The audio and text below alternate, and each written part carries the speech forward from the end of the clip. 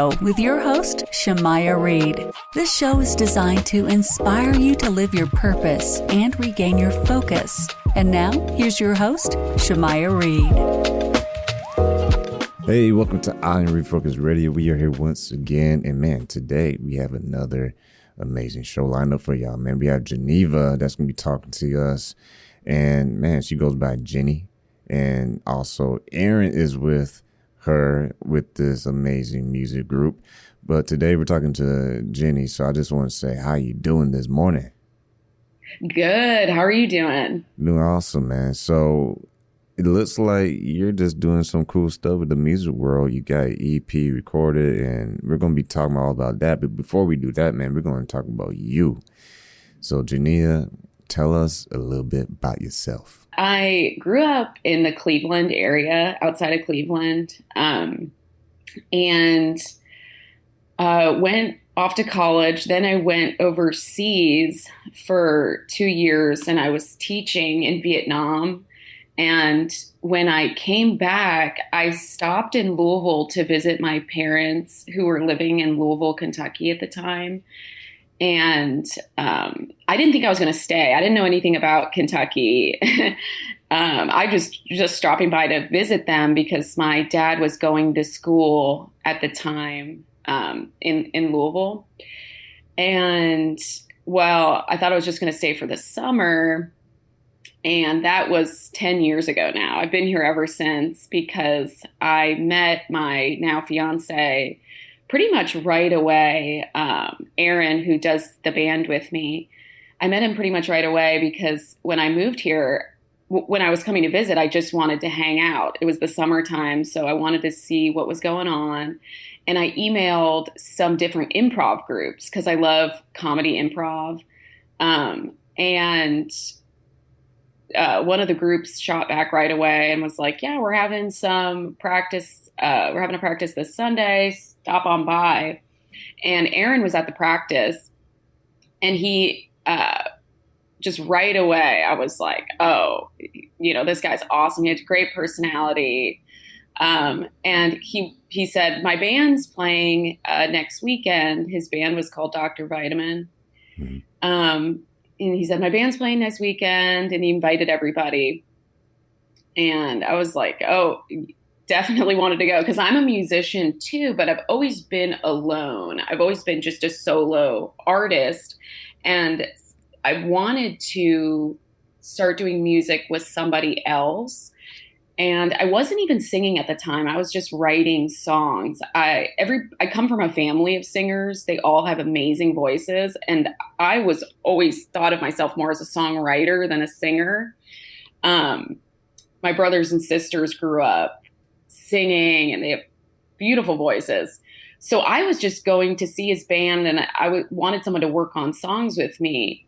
And I saw his band. He was fantastic. The music was so good. And I just walked up to him after the show and asked if I could come by his place sometime and show him some of my songs. And he was like, yeah, sure. So pretty much right then that week, we started writing songs together, and we've been doing that ever since. And we've had different incarnations of what we do. So first I joined his band, Dr. Vitamin, and then then we changed the name to Frederick the Younger, and that was more of like indie rock band. Mm-hmm.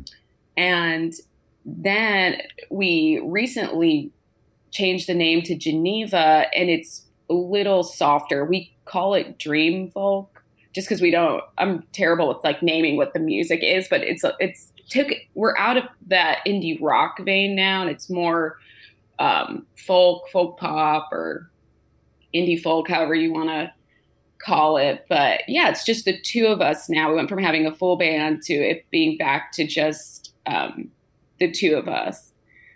That's my story. No, that's awesome. By the way, we're talking to Jenni, and her and Aaron are in the group called Genevva. And a fun fact is Genevva, it was after your grandma. So tell us about that. How did that happen?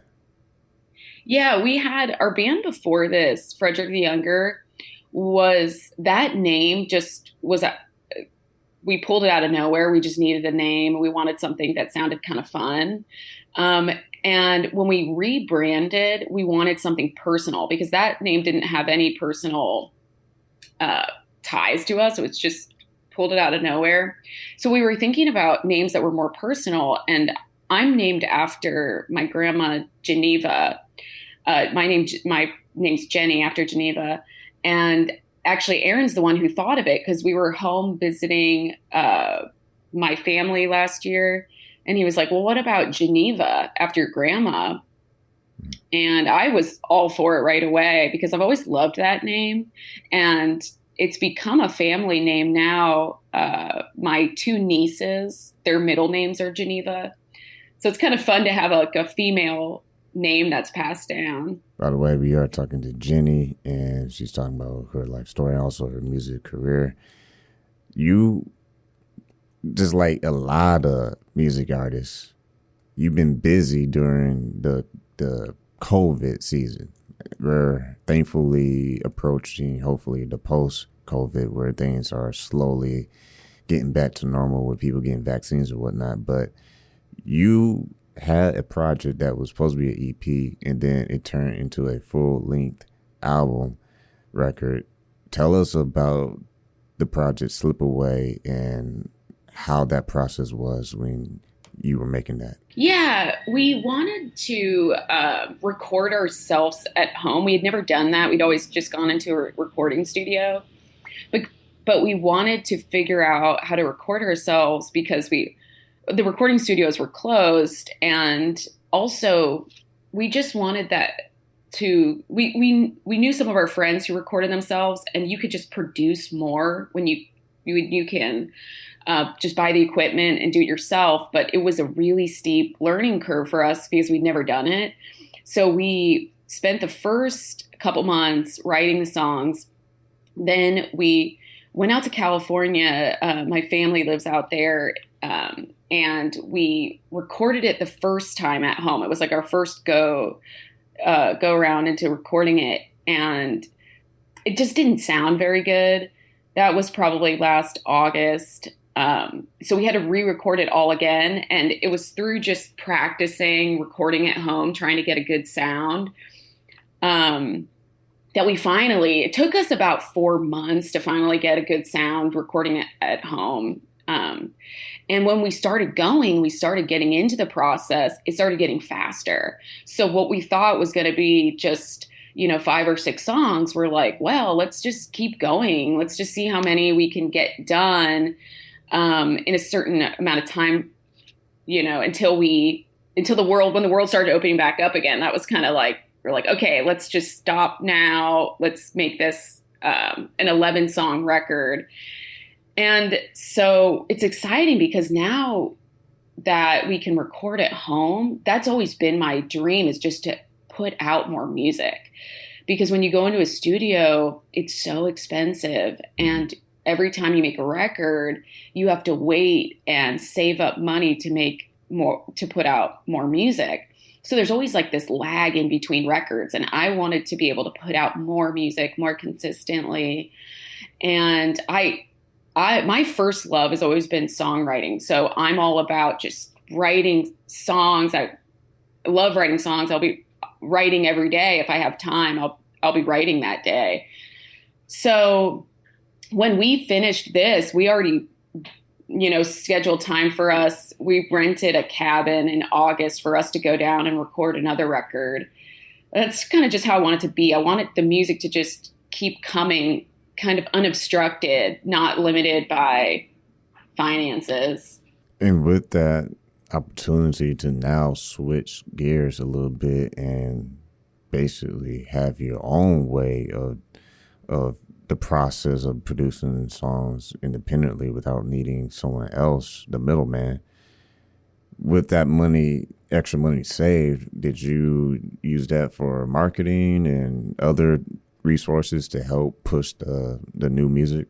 Absolutely. Yeah, that's such a good point. And because, everything in music takes so much money, and it allowed us to do more with the PR And we also did other stuff ourselves this time because we were home this whole last year, and we were like, well, I want to learn how to design posters ourselves and we did the album art. Our friend Mickey took the photos, and I was like, look, I'm just going to try to figure out how I can like arrange and do some layouts for the album. And then we made the music videos.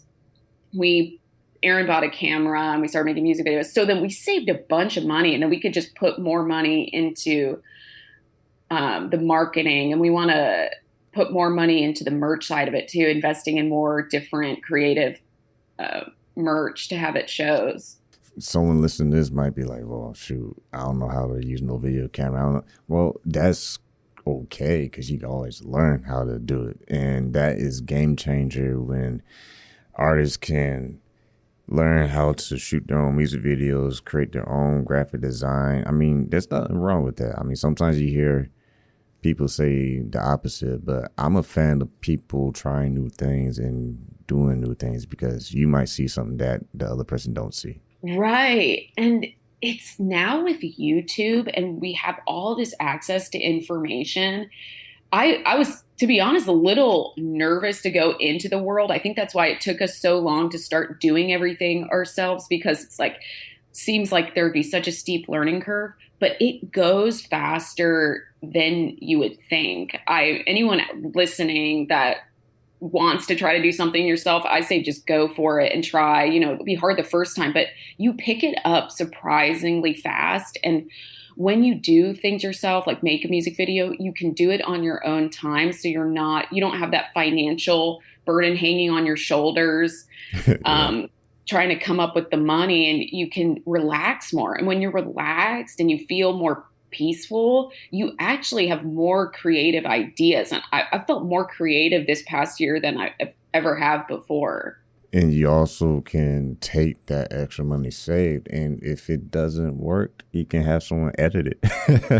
Exactly. Yeah, you can always have a plan B. And with the opportunities you've been able to do with your extra funds to do PR, work to get your brand out there, what's some of the learning curves, if you will, that you have basically found out through the process of how to and how not to market yourself?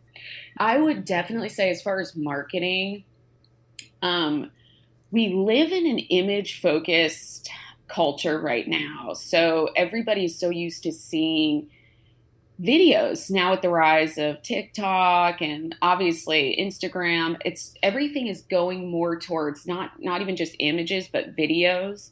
So as much as you can just videos also allow you the opportunity to show your personality, and that's what people want. Everybody is unique. And so even if you think, oh, I got nothing to contribute, you do, because there's no one else like you.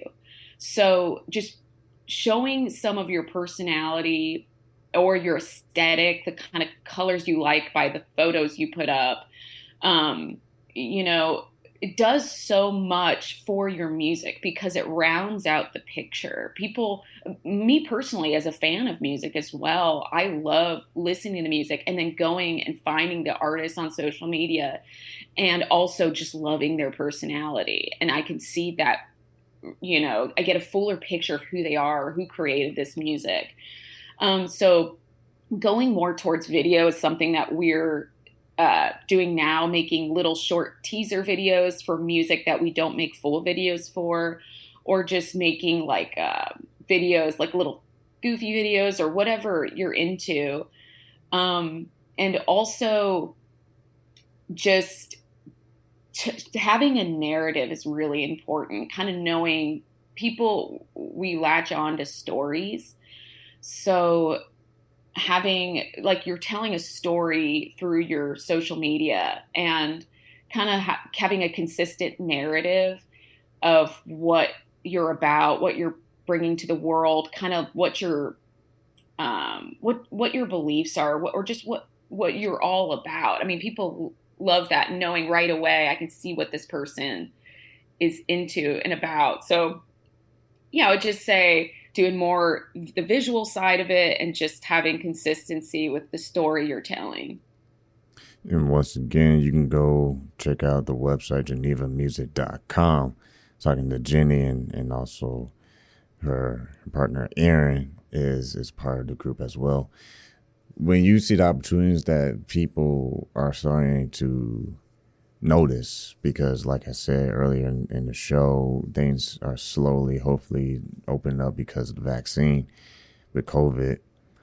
What are some of the things you look for into the future, especially when it comes to performing and being in front of fans? Oh, I'm so looking forward to playing live. We have our first show as Genevva is our release show, July 10th. It's in Louisville. I right now we're kind of in the thick of getting ready for that, and then we have a few other shows in Louisville, and then we'll do a tour starting in October. And I am just so itching to play live. It's been very cool to see because we were working on these songs, just Aaron and I playing all the parts and in our house. And to go from that and taking it to the band and hearing other people play the parts is just a fuller sound. I can't wait to do that live and also just to have people there again. I mean, there's nothing like the energy of an audience and the back and forth. And, it's just such a high vibe, good feeling. So, really looking forward to that. I'm sure your grandmother can be proud having Genevva being the the name of the band. So that's pretty awesome. Now, when you are when you're moving, trying to make things happen for yourself, like getting gigs and getting booking and stuff, what have you learned as far as the business side of music, trying to eat? Right. That's a really good question. I think having a side gig is important. Every musician I know has some sort of side gig that's more stable money because music is obviously very precarious financially. And I would say most musicians, well, I don't know if I want to speak for other musicians, but we make our money as musicians mostly through licensing deals or through mainly through just playing live, selling merch. And so that's going to be, for us, that's where we see most of the money. We don't see it so much in royalties. So you really do, there is not consistency in music at the level we're in. So we have side gigs, but we did have to take that leap of faith eventually to quit our full-time job because we both, for a few years, we both worked in the school system here. I worked with ESL students at a middle school, and as much as I loved it and I loved those kids and the job, there did come a time where we had to make that tough decision to quit and do music, have music be the main thing. And just, it is a risk. It's hard, but I know that if you really feel like music is what you want to do, I'd say just go for it and find those temp gigs and it'll all work out. I really believe that if you really feel it, like music kind of chooses you, music is like, I feel like that with any art form, it chooses the people that it goes through. And I think just do it and find those part-time gigs because there's so many, and I know so many musicians who make it work, like just random jobs, and to have more consistent money as they're trying to get their music out to the world. And someone listening right now, they're like, man, shoot, I want to do that. What's some of the action steps that they can do, just like basic steps to put them in a better position where they can start creating these relationships to get that next gig? Yeah. Okay. That's a great question. As far as booking shows, what I would do is look up a band that is similar to you. They could be in any city, but I would look up a band that's kind of kind of similar, but kind of at the next stage, the stage where you want to be. Say they're playing in a wider regional market. They're not just playing, for example, say maybe you've only played in the town you're in and you want to start playing in the next level. So maybe the state surrounding you. I would look at a band that's doing that, and they're, might be a little bit bigger than you. You look at the venues they've played. You can go on bands in town and just every venue, every band has played. Look on there, see the venues they've played. Put together an EPK, electronic press kit, and just YouTube how to write, how to make an EPK, and how to book, how to write an email to book shows. And all of the information's out there. Really is, and really all you have to do is be self-motivated to do it. I mean, it's not the fun side. It's not the sexy side of music to be slogging away at these emails, but it's so important to just put in that initial work. And I can tell you firsthand, it does work. That's the way we did it. And we eventually got, we played more and more and more, and eventually got a booking agent. And literally I just YouTubed it. How do I contact venues? And I looked at the bands and the types of venues they were playing. I contacted those venues, and I did just strung a little tour together, and then it got bigger and bigger. And then you get relationships with those venues. So the next time you go back to the venue, they'll maybe give you a guarantee. So maybe the first time you just play for a door deal, you might take a hit, but the next time you go back, they might give you a couple $100 guarantee. And then you get some more touring under your belt, and it all just goes from there. But that first step is really on you to put in the work to just contact the venues. That's really good notes for anybody listening to what is being said right now. GenevvaMusic.com, talking to Jenni, and man, time always flies by when you're having fun. But before we let you go, if someone wanted to book you here in this interview, how can people book you? They could email us at genevvamusic@gmail.com. And we're on all the socials too as Genevva Music, GENEVVA music. We do a double V. But yeah, on all the socials as Genevva Music, and just to email us for booking, genevvamusic@gmail.com. And what do you hope to see in the near future? What's some of y'all's goals as far as if you want to travel to a certain city and do performances, like what you have in mind? I really want to, I'm really hungry to play more. So I want to do a national tour on this record, and I would love to go overseas too. We've never played overseas, so do a European tour, go to the UK. I mean, we're so ready for it all to play everywhere and just get out and start playing. So that's the ultimate dream. Well, go to GenevvaMusic.com and also check out everything that they're doing on social media. They are on Facebook, Twitter, and also Instagram. You can follow them on Genevva Music. Before we let you go, what would you like to tell new listeners and new fans? I would say if you're interested in doing music, don't let anybody tell you that it's too hard to do, because I feel like if you're meant to do music, it's going to work out. So just keep going. And I've seen it so many times with my friends, and for us personally, it's always that moment right before, like, you reach your darkest point where you want to quit, and then you just hang on a little bit longer and something opens up. It always does every single time. So I would say keep going. And for anybody who's just listener who loves music, contact us, message us, let us know what city you're in. We want to come and play your town. So yeah, DM us, shoot us a message, and get in touch, because we love meeting new people. There you go. Been talking to Jenni Geneva. I just call you Jenni slash Geneva. Yeah, I kind of like it. Just merge the two. That was crazy. I don't even know how I did it. You got to rewind and listen to it. Talking to Jenni, and her and Aaron's doing Genevva music. Go to genevamusic.com.